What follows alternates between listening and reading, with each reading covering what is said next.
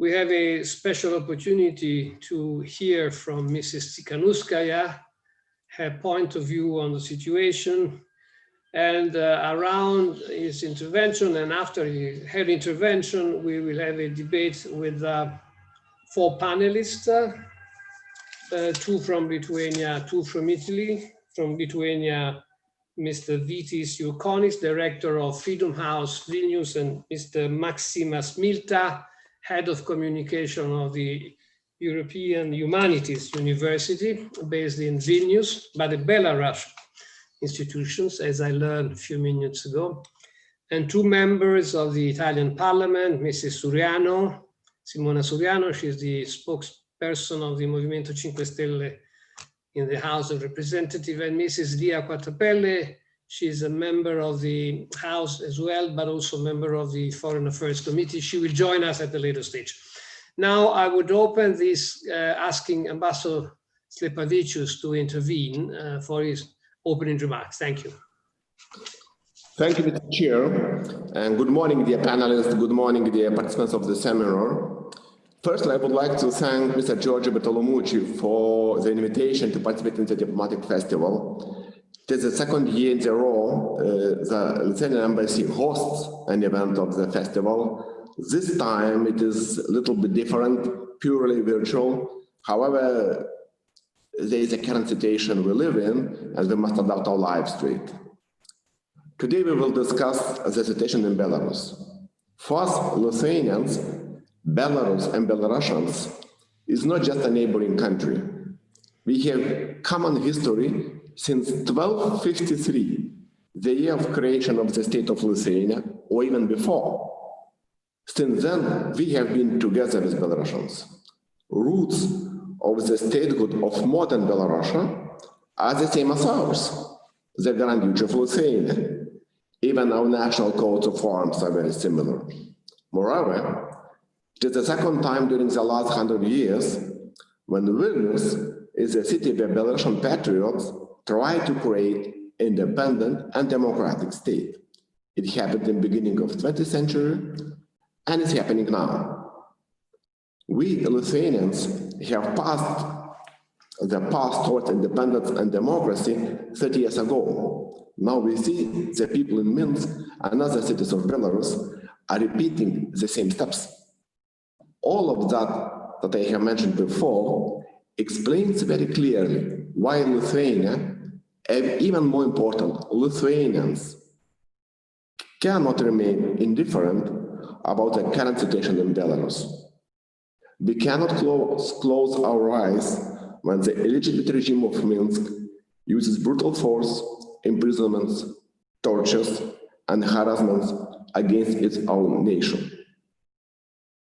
Indifference, in fact, is almost a support of the regime. Every dictatorship, authoritarian regime committing crimes against humanity, abusing power, ignoring the will of the people, dreams that the same abused people, foreign countries, and their civil societies would remain indifferent. It happens very often when we talk about crimes committed in the past, we talk about indifferent majority, which did not dare to resist, and remain silent. Let us take a contrary example. In January 1991, the Soviet regime attempted to kill our independence by using brutal military force against unarmed people. What happened then? I want to show you one photo now. Not this.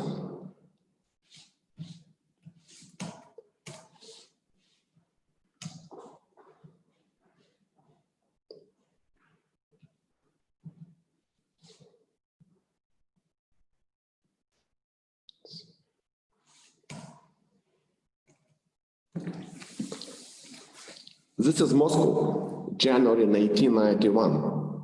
Hundreds of thousands of Russians fled the squares, not only in Moscow, but also in St. Petersburg and other cities, protesting against the use of force in Vilnius and requiring the end of it.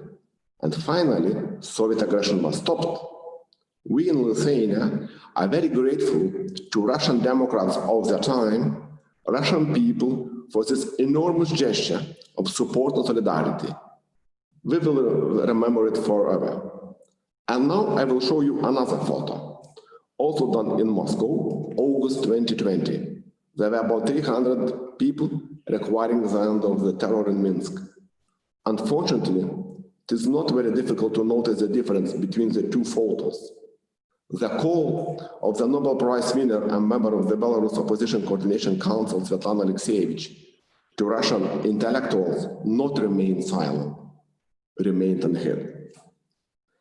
I see that more and more Italian politicians, human rights defenders, civil activists have started raising their voices and requiring democratic change of power in Belarus. Here in Italy, people also understand that it is impossible to remain indifferent when such a brutal violation of human rights is being committed massively in the geographic center of the European continent. Today's discussion is another example of that.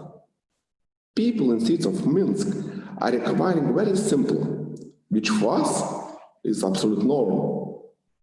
Their voice is heard and their will is respected.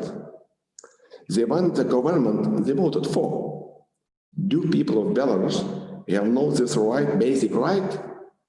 No, they do. Dear panelists, dear participants, I wish you not only an interesting and fruitful discussion, I wish for all of us to be in the position in the future when every one of us can say with a pride, yes, I did not remain indifferent. Thank you so much. Thank you, Ambassador Slipavicius. Thank you for your words. Thank you for opening this webinar, and also thank you for the collaboration in organizing the webinar and the message that we will see in a moment from Mrs. Tsikhanouskaya, the recognized leader of the democratic opposition, now living in Vilnius and exiled in Vilnius to a certain extent. So if it's possible, I would ask the organizer to project the video by Mrs. Tsikhanouskaya. Yes, sure, straight away. Thank you.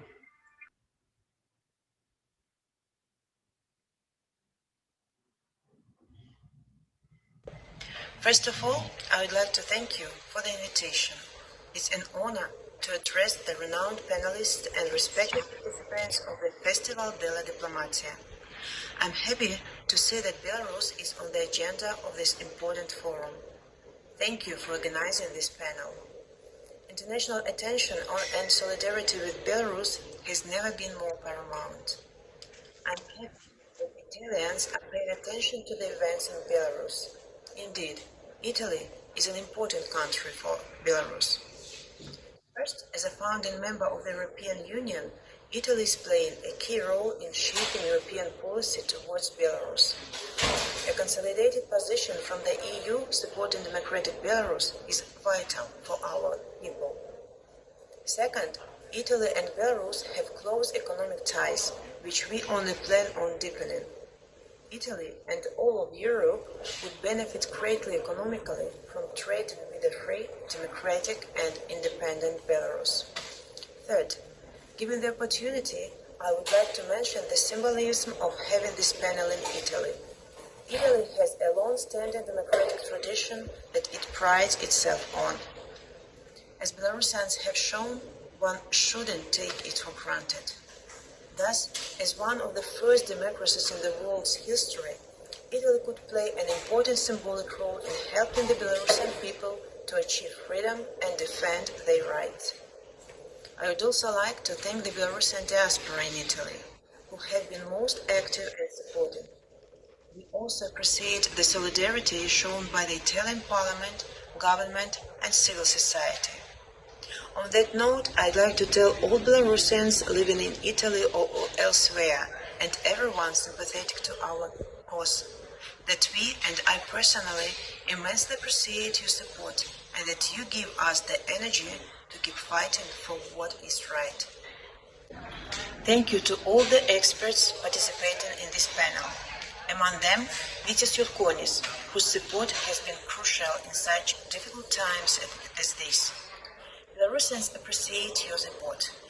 Also, I am happy to see Ms. Kvartapelia, whom I had a great pleasure meeting in Vilnius in delegation with Ms. Volgrini.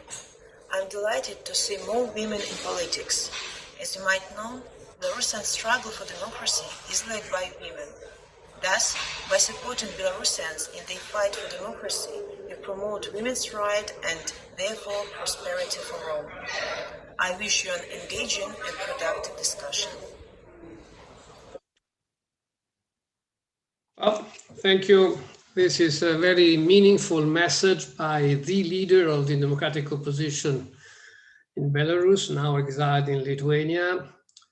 And I think it's also an appeal for solidarity, more solidarity from Italy and also from the rest of Europe, which will be listened carefully by those who participate in the webinar.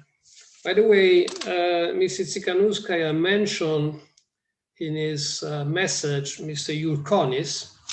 Now I would like to give him the floor as the first speaker in our session today. I would have 3 questions that I would like to address to Mr. Yurkonis. The first one, what is the situation in Belarus now? What developments can we expect?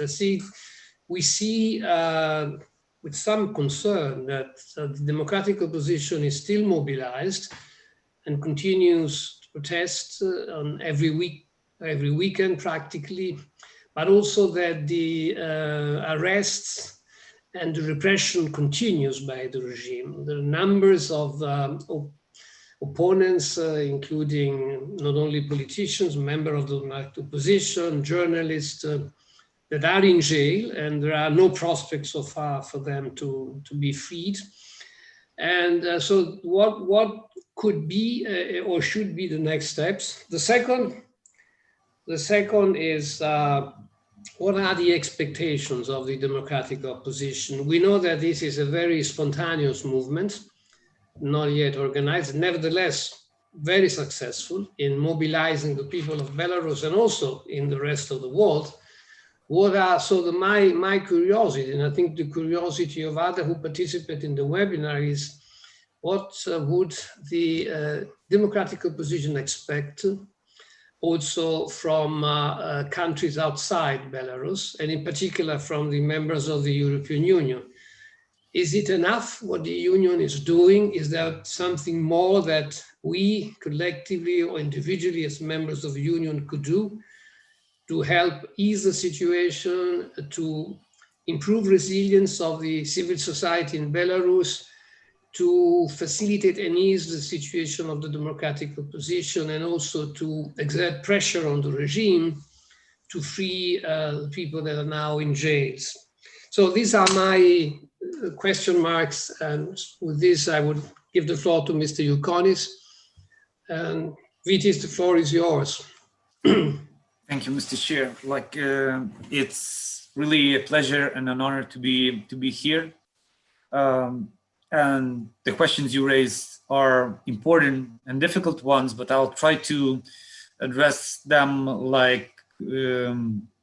in as a short manner as I can possibly do. So, what is happening in Belarus? Some might say that we are witnessing the 3rd month of the peaceful protests. I'd say, in fact, it's the 5th month already, because the protests were happening already during the pre-election phase. And these are entirely peaceful protests, non-violent protests, and they are very broad in terms of the geography. They are very broad in terms of the population. These are like young people, but also pensioners, people who are in the cities, but also those who are in the regions, IT people, entrepreneurs, students, cultural people from the sphere of culture, sportsmen, you name it. So really, it's a very massive but an incredibly peaceful protest. I cannot say you enough how to express my admiration for this non-violent discipline that they have. It's incredible given that the regime is very brutal and that they are beating people. There are instances of torture, of rape, and also police were shooting at the peaceful demonstrators. And this is certainly not acceptable for the country, which is basically in the middle of Europe. So you might hear the phrase that it's revolution which is happening, and sometimes revolution has a very negative connotation. But what I like about this word in particular in English, that if you look into the spelling of the word, you can see the reverse love word there. Revolution has love inside, and this is what Belarusian people are showing. Even the women trio had the basically three symbols, which is fist showing the unity, the victory sign showing the determination, and then the heart, which was showing love, that they do care about the Belarusian population, that what they are asking is asking for the peaceful change. And clearly you've heard that on the 9th of August, the elections were massively falsified. It's a proven fact. The EU has not recognized the elections. They've said already that Lukashenko is an illegitimate person, and that's a first step, which was done. The natural second step is so if Lukashenko is no president, in our opinion, so who is the president? And again, here's the beautiful story that actually Sviatlana Tsikhanouskaya is not asking her to recognize her as the president of Belarus, though there are people in Belarus who voted, and there are, from the protocols that you can see, which were not destroyed, there were a lot of people who voted, in fact, for her. And obviously the protocols, which were the bulletins, which were destroyed, were obviously not destroyed because they were showing the support to Mr. Lukashenko, right? So we know for a fact that Sviatlana Tsikhanouskaya won, but we cannot be sure whether she won by 50, 60, 70%. So, and that's why Sviatlana Tsikhanouskaya herself is not calling herself president-elect. And the only and very clear demand that she has, and that was in the very first stage of her election campaign, new, free and fair presidential elections. And that's the first and the foremost demand to an appeal to the official Minsk and to the whole international community. Certainly the free and fair elections need to have the big international monitoring, election monitoring mission. Most probably that would be OSCE track. Is what the international community is actually saying, that there should be an OSCE mission. Having said that, we need to make sure that the OSCE mission starts as early as possible, with the basically selection of the election committees not happening at the very last day of the elections as it used to be. And if we look to the chronology of what was happening, Lukashenko did a lot of mistakes, in my opinion. He announced the early elections expecting that there's going to be no consolidation of the opposition, the traditional opposition. Thus, he got some unusual suspects, Mr. Sergei Tikhanovsky, who ran for the president's position, and a famous blogger who was mobilizing the people in the regions. Then, and he was jailed. And then Mr. Babariko, who is an entrepreneur, and was appealing more to the business community. And then he was later jailed. Mr. Tsepkalo, a former ambassador to the US and the director of the high-tech park, representing more the officials, the bureaucracy. And, these are the core former support base of Mr. Lukashenko.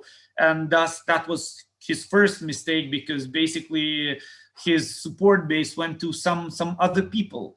Then, of course, the registration process, when he did not register the others, when he underestimated the very same Sviatlana Tsikhanouskaya, you know, thinking that, hi, women are like, you do not have a place in the politics of Belarus. And I think he did a crucial mistake. And as we know, Sviatlana Tsikhanouskaya won the elections.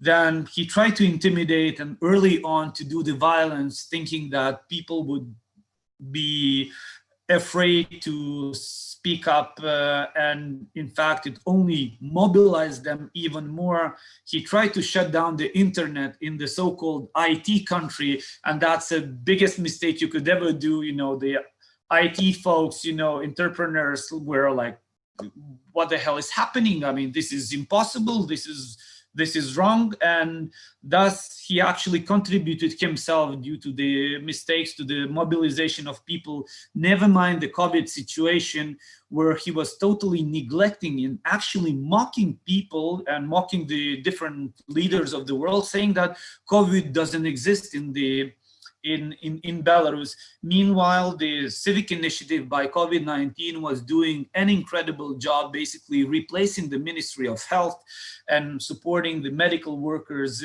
staff in Belarus. So a lot of factors which contributed to this massive mobilization. So, and now we have a complicated situation. On the one hand, like, where is Kremlin? It's not the protests which are happening, it's not a call for the geopolitical, you know, choice. That needs to be stressed. However, Kremlin is not sure what to do now, but because the worst case scenario is if people win in Belarus, then that would be a very strong signal to the Russian population and to the Russian Democrats that this scenario is possible, and that's what Kremlin is trying to avoid. Lukashenko, he has no support of the population, and he's trying to buy some more time, basically embracing, despite the fact that he is not very fond of like Mr. Putin, but he thinks that he has no other choice but to basically sell out Belarus and make Belarus a hostage of his personal power. And then there's another element, which is international community. We do see a lot of solidarity. And you saw maybe like, well, the Italian MPs were meeting with the Sviatlana Tsikhanouskaya, Chancellor Merkel was meeting, President Macron, you know, very high level people were meeting with her, expressing solidarity. But in a way, I can say that we are indecisive in terms of what to do next. And the answer is very simple, is to actually make sure that the free and fair elections are happening tomorrow, or, you know, in a month, not in 2022 as the Russians proposed, but it's happening very fast. And, you know, and don't be afraid. If Belarusian people are not afraid of the repression, speaking up about the choice, the like peaceful choice for the new elections, I think that we shouldn't be afraid to call for free elections. Free elections, like calling for free elections, is not interference into domestic affairs. Calling for human rights, in my opinion, is not interference into the domestic affairs. Calling for democracy is not interference into domestic politics either. We are not supporting one or the other candidate. What we are and what we should be demanding is free and fair elections, because we already announced that Lukashenko is illegitimate. So then we are leaving basically the power vacuum. And we should be very clear that the elections should be happening very soon with the facilitation of the OSCE to make sure that the process is transparent and that it's free and fair. Thank you. Thank you very much, Mr. Yukonis. Message is very clear. And the answer to my question, what are the expectations of the democratic oppositions? Your answer is also very clear. Free and fair election as soon as possible. And so what we should and could do from this side of Europe, the western part of Europe, is to exert as much pressure as possible to obtain these results. Not easy, knowing the situation in Belarus, but anyway, this is the objective. Now I would ask Mrs. Simona Suriano to intervene and possibly to elaborate on the role of Russia. Mr. Yukonis mentioned at some stages in his intervention the role of Russia. We know that Russia has a very strict relation with Belarus for historical reasons and also because of the existence of a treaty which is almost a military alliance. And we know that Putin and Russia would be ready to intervene if Lukashenko would request. I am also of the opinion that they would prefer to avoid such a scenario because that would be disastrous, in particular also for Russia. But maybe, Mrs. Suriano, if you could elaborate. At one point I want to make, I have been told that there are several questions that want to be addressed by in particular by the students who participate. So I would ask you to maintain your intervention within the limit of 5 to 7 minutes or more so that we can leave some room and some space for the questions from the floor. Mrs. Suriano, the floor is yours. Thank you. Yeah, thank you. I speak Italian or English? English, I'm afraid. Okay, thank you. So we know that Russia has a strong relation with Belarus, and as you said, Putin has said that he could intervene if Lukashenko asked it. But we know that Russia has not, you could avoid this military intervention just because Russia population has no choice of being part of European or Russia area. Belarus population just want free election, just want new dignity, new sovereignty, just has not decided of be part of the European Union or part of Russia area contest. So for Putin is not a good option to intervene military and for supporting Lukashenko, that has not a good leader for Russia population. In this case, Putin could lose the support of the population, and this is just what Putin and Russia want to avoid. So I think that Moscow knows very well that Lukashenko is at the end of his presidency. It's just a question of time. Before or later, Lukashenko has to leave the presidency of Belarus. Putin support Lukashenko in the request of a constitutional reform. But population just want a free election right now as soon as possible, and we don't know how long this constitutional reform will be. So this could be a problem just because the protests are going on and the repression, the use of violence is going on. So this could be a problem. As Italy, we voted at the parliament a resolution asking the government to support Belarus population. And we asked also our government to speak with Russia for find a rapid solution to this problem. So personally, I think that Russia wants to continue to be influent in Belarus, of course, obviously, but we don't know how long it could be, and so we want, as Italy, as a member of parliament, we want a rapid solution, a rapid election, and so we asked just to calm this solution. So yes, this is the most of our question as Italy. We obviously are have a dialogue with Russia.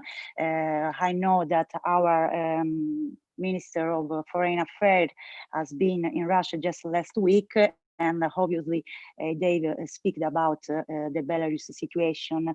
So our purpose is just to obtain rapid, free, transparency election as soon as possible. Thank you.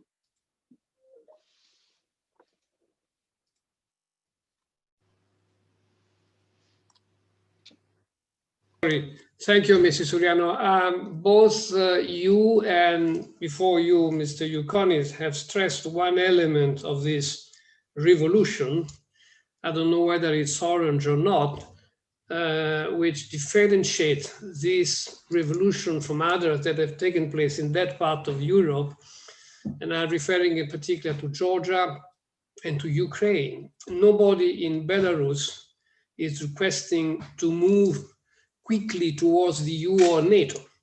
The question of the geopolitical collocation of the country is out of the radars, if I may say so.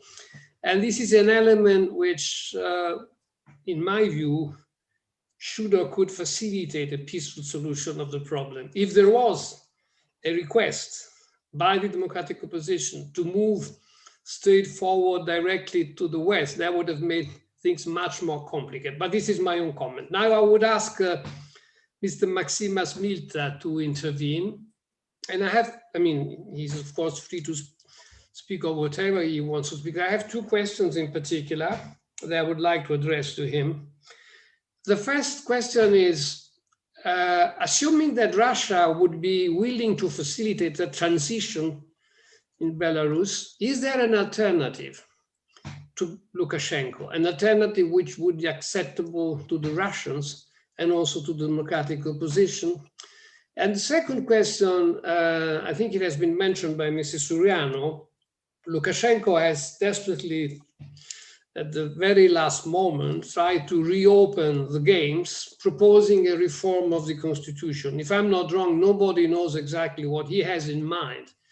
What do you think about this suspect opening, I would add, by Lukashenko on the question of a reform of the constitution? Thank you.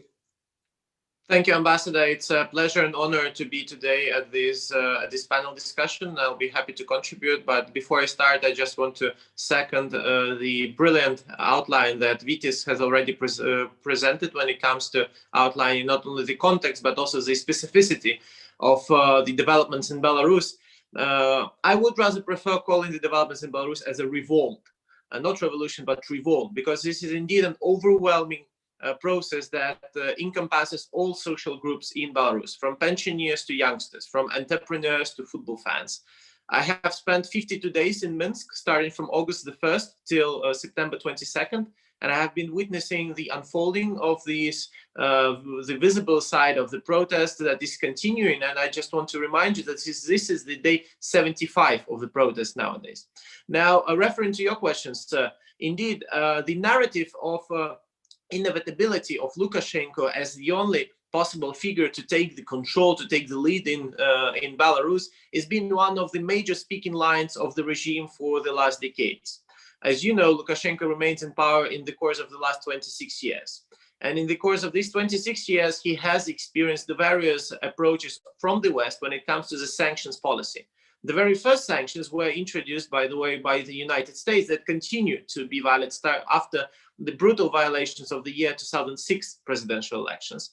We recall well that after presidential elections of 2010, there was quite a long sanction list of the European Union introduced. And by the way, that sanction list was longer than the currently existing sanction list of the EU, although the scale of brutality, the scale of oppression that Belarusians have been confronted by, that has been executed by the regime, well, it's impossible to compare. Nowadays, when we talk about Belarus, we talk about the country where there are almost 15,000 people who experience detentions.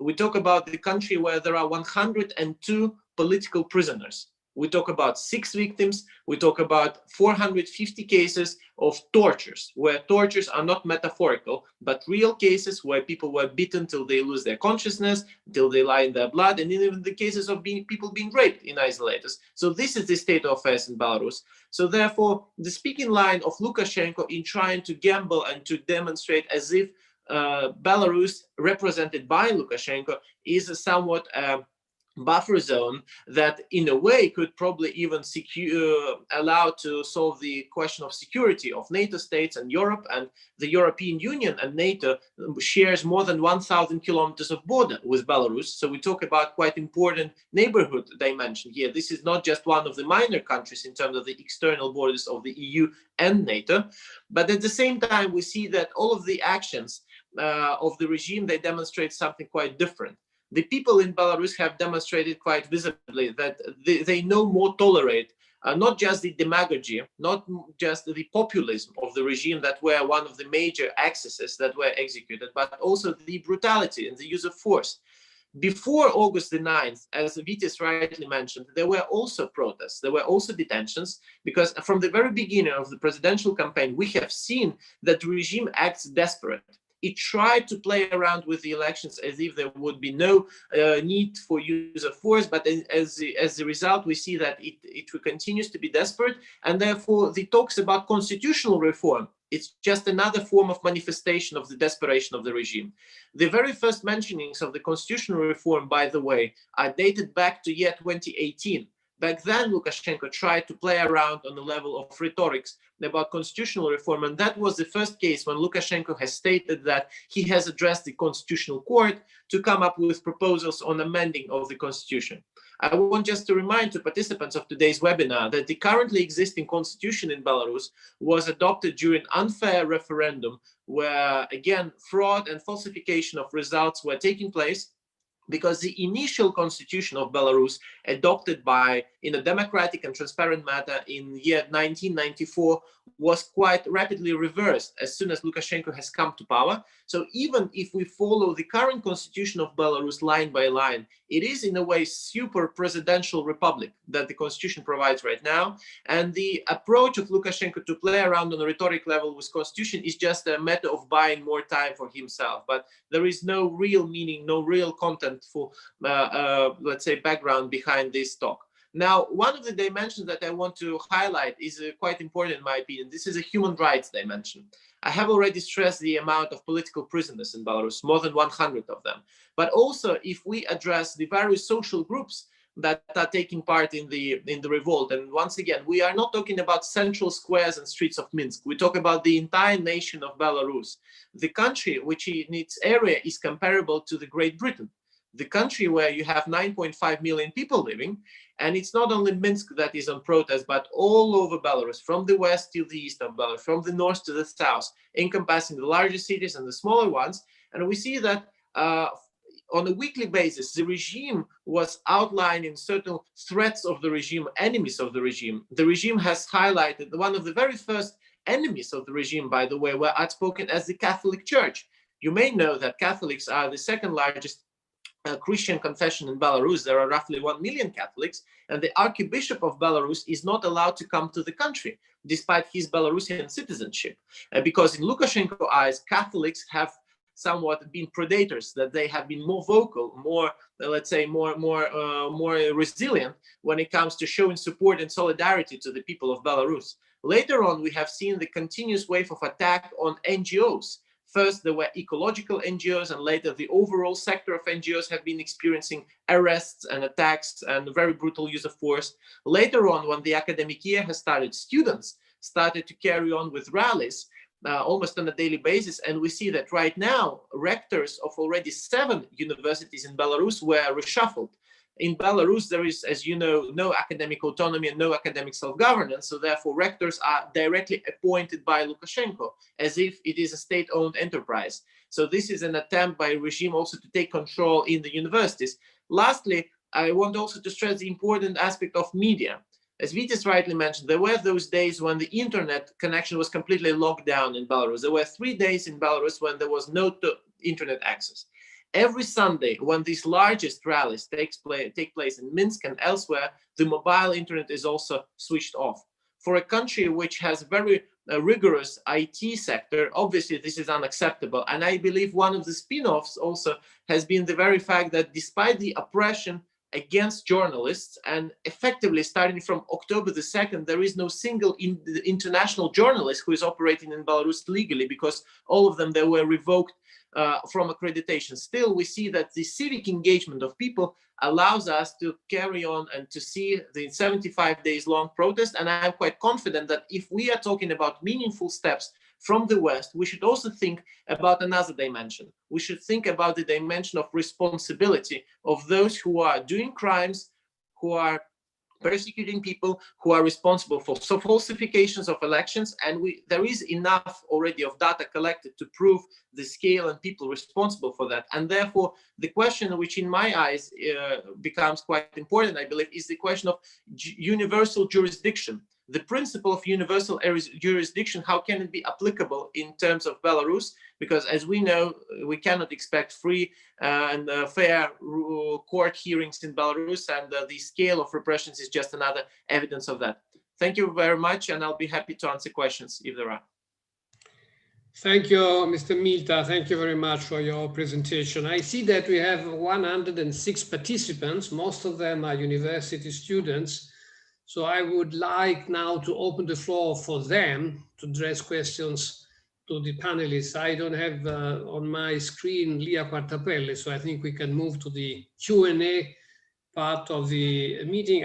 The number of people that are asking to intervene is increasing exponentially. I would ask a first set of 3-4 questions, because I want to give the floor to the panelists for the answer. We don't have much time. So the first name I see on my list, I hope this is good, is Costanza Balmer. Can I ask Costanza to intervene? Costanza Balmer. Hello. Yes. I think the people who want to intervene are the people who are raising the blue hands next to the name. The Yes, first, Ambassador. for example. Then I see, okay, sorry. That there were other names I was wrong. So I have Mrs. Lopukina. Hi. Your microphone, please. Arina Lopukina.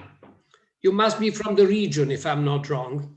Yes, very much so. Okay. I'm from Russia, actually, and one of my questions refers to my beloved motherland.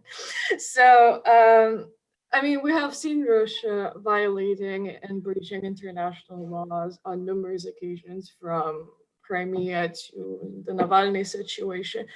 So, I mean, there is obviously, we all hope that Putin will not provide any tangible support to Lukashenko by referring to the 1999 Union Treaty and, you know, trying to justify it in a peculiar way. So if the peaceful transfer of power does not occur in Belarus, what could the international community do? And what do you think are the chances of that happening? Thank you for these questions. I would collect 3 more questions. I see Mr. Gabriele Diana. Hello, and thank you. I want to thank you, first of all the panelists for giving us this incredibly interesting inputs and food for thought. And I'm Gabriele Diana, so a student for Global Governance for Vergata University. My question is very much linked to the one of Arina. And it is, again, hoping that Russia and no other country, let's say, helps Lukashenko in like any way, and the transfer of people happens swiftly. But if it did, I will ask to the one interested to who can answer what the European Union in particular, as part of the international community, could do and what is ready to do more than what it could, what it is actually ready to do, what it could actively, how could it react to such actions? Thank you. Thank you. The question is not that different, so I can have another one from Mrs. Maya Muzenga. Yeah, my question was also similar as well. No, there is, okay. Sorry, I apologize for the audio feedback. My question was also similar. What could the international community do since journalists are being suppressed, NGOs are being attacked? So what can we do to deliver support to Belarus at this moment in time? Yeah. Thank you. I would collect a few more questions. Then I have Mrs. Danielle Fanin. Hi, can you hear me? Yes. Okay, yeah, thank you so much for this really interesting seminar. Thank you to all the speakers. I'm Danielle Fannin from a Bachelor in the Global Governance Program. So as mentioned by Mr. Yukonius, the IT sector was hit really hard in Belarus. There was internet blackouts, you know, as a way to kind of prevent protesters from organizing on social media. Could you or someone elaborate on how the political situation has affected the IT sector?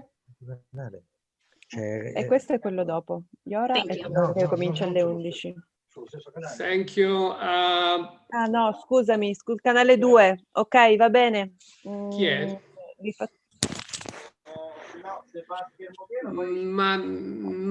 Mahmoud Ali. Ali Mahmoud, please. Yes, sir. Thank you very much. I would like to thank all the panelists for this extraordinary presentation. My question dwells on, and I'm from Pakistan, and my question dwells on the very nature of demonstrations when we look at societies, and if we make the comparison between the westernized democracies and when we make a comparison with the third world, and this is to any of the panelists, what kind of a society do we need in order to bring up the very nature of protests and demonstrations? When we make that in a comparative analysis, what are the features of a society that determine the rights and wrongs, such as the Belarusians? So I would like to take that comment and perhaps have an analysis of, if we apply that to the third world, what can we do to create a society that stands up for the rights that we know? Thank you very much. Thank you. The last question, because then we don't have much time to answer them, is for Mrs. Sofia Basile. Good morning, sir. I'm also from the, I'm Sofia Basile. I'm from the Bachelor Program in Global Governance, and I would like to ask a question on the protests. So do these protests look anything like the protests happened in Ukraine in 2013, 2014, after a quite similar situation happened with the falsification of the elections in Ukraine? That was my question. Thank you. Okay, so we have a bunch of questions. Some of them have focused on the role of international community. In the case a peaceful transition is managed by, in particular, by Russia. Others have to do with the very nature of the protest and the manifestations. But I would ask the panelists to react to those questions, and I would give them again the floor, starting with Mr. Yukonis. I'm afraid you will have to be very synthetic and short because we don't have much time. Please, Mr. Yukonis. Good. So in terms of my estimations, I think if the situation is not changing in a month, basically, if the authorities are not starting the dialogue in upcoming month, we will be seeing, well, the winter is coming directly and indirectly, and I think the regime will stay until the summer. However, it's already bankrupt, and I think that it's just a matter of time. People already won, so it's just a matter of time. In terms of what the West could do, negotiations directly, indirectly, convincing that it's the momentum to step down and save the face, at least the remaining one which left. What we could do else, like pressure in terms of sanctions, you know, especially for the military and the power structures, you know, there are military people without masks, without insignia, with masks and without insignias, beating, torturing people. And this is not okay. I mean, we should be putting this kind of people onto the sanctions list. Support to the civil society, media, financial support, our solidarity to crowdfunded initiatives. There are buy help, buy soul. You can donate money to that as citizens. In terms of the IT companies, there was one, the very first one, PandaDoc, which was basically offering the military people to change their professions and to go to the IT sector. And they were repressed. And there are other companies which were repressed. You know, what is happening? It's like the protest, it's according by the book, you know, of nonviolence with a very high moral ground. The biggest risk now is people are already impatient and tired, so that the non-violent protest might turn into violence, and that's what we do not want to see. And that's where it's of utmost importance of the international community saying we are not interfering, but like we don't want to have more migrants, you know, we don't want to see people fleeing the country, IT companies, we don't want to see Belarus devastated. And that's, we are coming back to the other point. Negotiation, solidarity, you know, and pressure to Belarusian authorities. And it's different from the Ukraine. In Ukraine, it was more about non-signment of the EU association agreement. Here is the trigger of the elections, but basically people are asking for the respect and dignity, which they didn't have for 26 years under the regime. And thus, you know, support human rights, democracy is not interference into the domestic affairs. And we should be proud and very vocal about that. Thank you. Thank you, Mr. Yukonis. Mrs. Suriano, please. Yeah, what can do international community? As Italy, we refuse the use of violence. So we obviously we press, we support dialogues, we support negotiation, and we are just doing that in this moment. Just yesterday has been voted at the European Parliament another resolution that do not recognize the Lukashenko election, that is putting a sanction against the people who's using violence.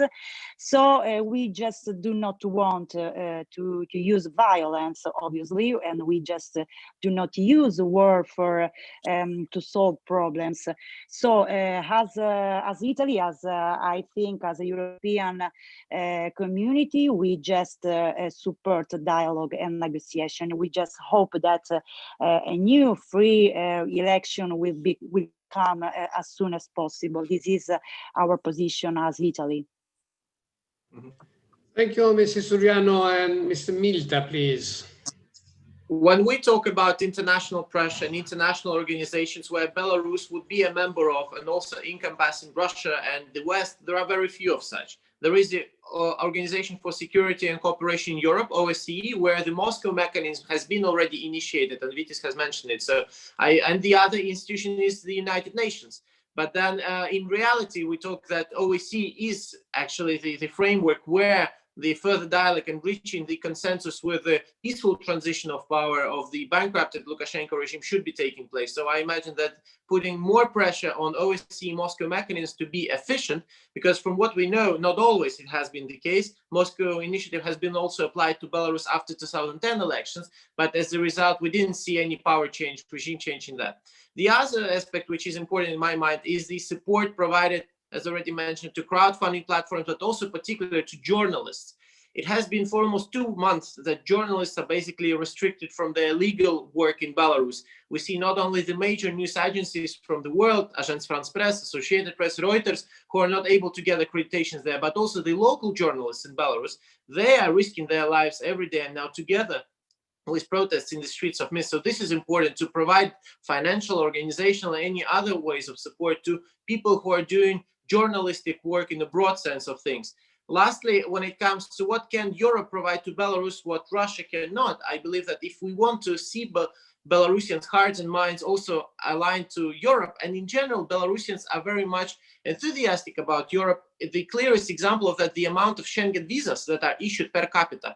Belarus is the most Schengenized country in the world. The most of Schengen visas per capita are issued to Belarusians. And, you know, we have such a long border with them and people-to-people contact. So the debate on the so-called Marshall Plan for Belarus, that could be something meaningful, something tangible, and something what could counterbalance in one or another way the, let's say, affiliation to the East. However, we cannot undermine the importance of Russia when it comes to Belarus. It's not only the economic input, but also the 80% of Belarusian debt that belongs to Russia directly. So we cannot solve the case of Belarus without obviously taking in the considerations of Kremlin. And lastly, there was a very good question from the colleague from Pakistan when it comes to the nature of the revolt. What should be the society in order to stand up for its rights? It should be resilient society which driven by civic engagement, society which is driven by solidarity, by quest for dignity, is capable of standing up. And I believe the momentum, the tipping point for Belarusian protest to become a long-term protest